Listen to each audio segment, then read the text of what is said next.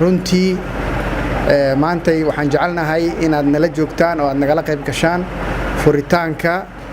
xafladda insha Allah xafladda furitaanka xarunta cusub ee jaaliyadda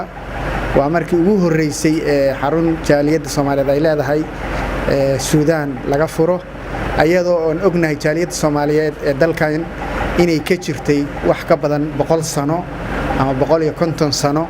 ay ka jirtay marka insha Allah warqadaha laydiin qaybiyay ayay wax walba ku dhan yihiin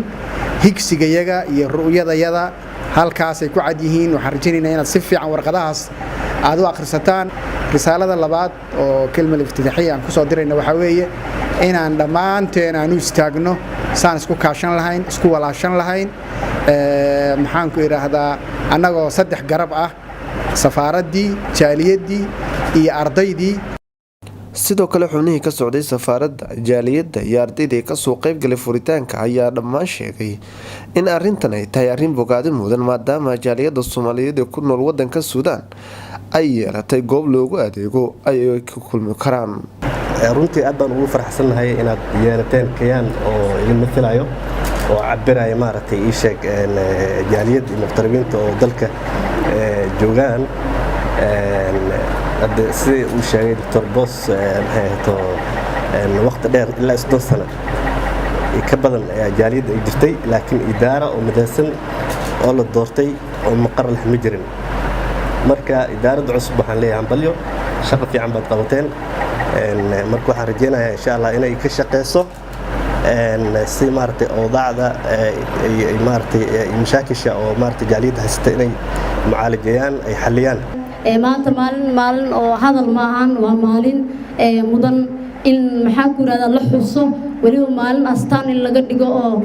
sanad markay jirsataba aynu dabaaldegno waa maalin qiimo badan waa maalin farxad leh waa maalin aan dhihi karo astaan bay noo noqonaysaa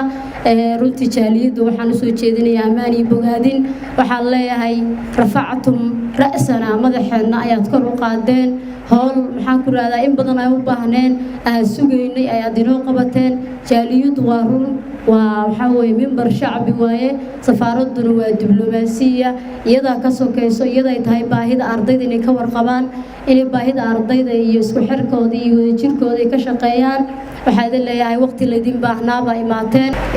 waanu ku faraxsanahay ka soo qaybgalkeena runtii sharaf iyo dhiirigelin bay noo tahay kulay adoo hawl wada marka runtii lagu tuso in lagu garab taagan yahay adiga laftarkaagu waxaad dareemaysaa dhiiranaan iyo inaad si ka sii dheerayso kulay arrinta jaaliyaddu arrin sahlan maaha arrin 2 qof iyo 3 qof iyo 4 qof ay ku filaan karta maaha waa arrin aad u ballaaran oo marka hore waxaad yar moodaa inay jaaliyadda marka way kooban tahay laakiin aad bay hawl badan tahay waxay u baahan tahay marka runtii dhinacyo badan la iska garab taago